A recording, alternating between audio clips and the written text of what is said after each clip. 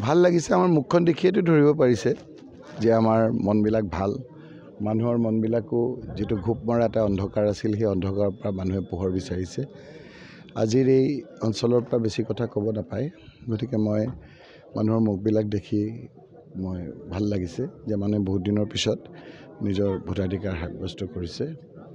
আৰু আমাৰ কেণ্ডিডেট প্ৰদ্যুৎ বৰদলৈ যে বহু ভোটত জিকিব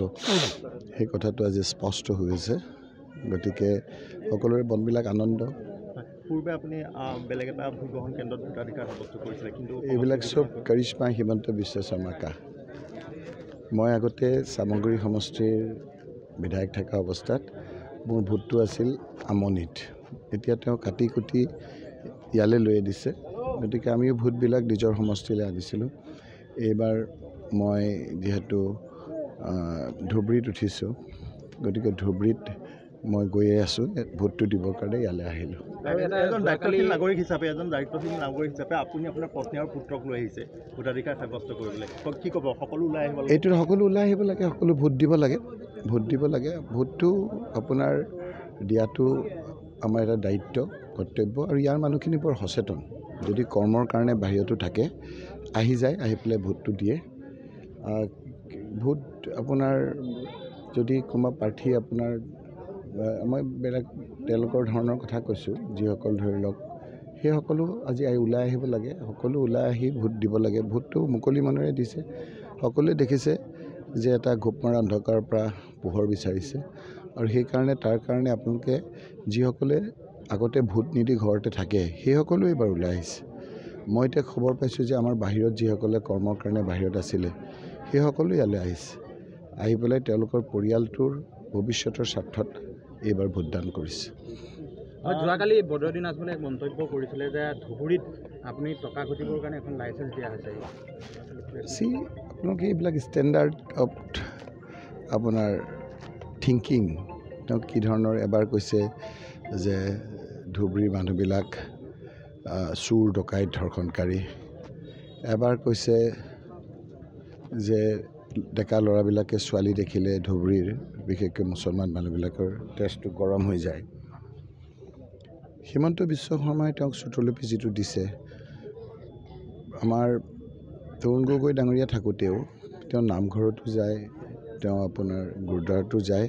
আৰু ঈদৰ দিনা নামাজো পঢ়ে তেওঁৰ পুত্ৰ সুযোগ্য পুত্ৰ এইবাৰ গৈ শিৱসাগৰত অখিল গগৈৰ লগত একেলগে বিধায়ক তেওঁ নামাজ পঢ়িলে সেইটো লৈও হিমন্ত বিশ্ব শৰ্মাই উপলুঙা কৰিলে আৰু বদৰুদ্দিন আজমল ডাঙৰীয়াই তাতে সেইটো হিমন্ত বিশ্ব শৰ্মাৰ সুৰতে তেওঁ তাত নামাজ পঢ়াটো কাৰণে হিন্দু ভাইসকলে ভোট দিব নালাগে বুলি ক'লে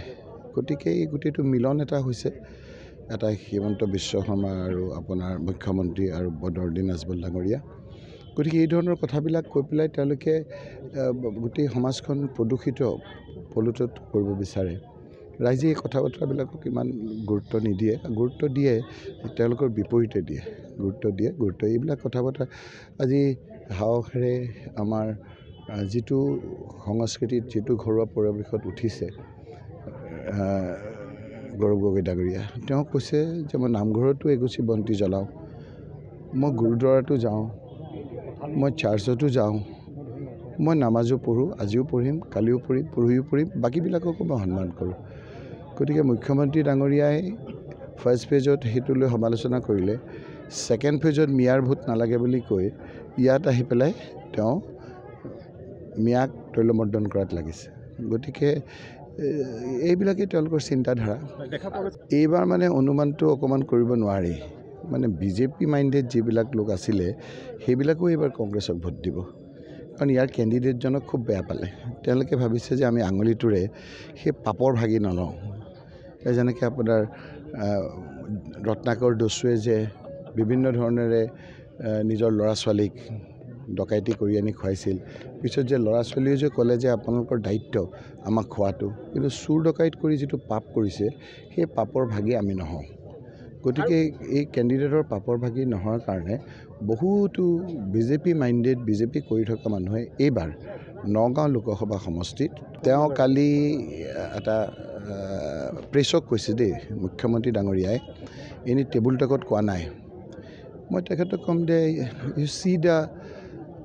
standard of the chief minister of Assam মই ইংলিছত এইকাৰণে কৈছোঁ যে এই কথাখিনি অলপ বাহিৰৰ মানুহ জানিব লাগে যে you see the standard of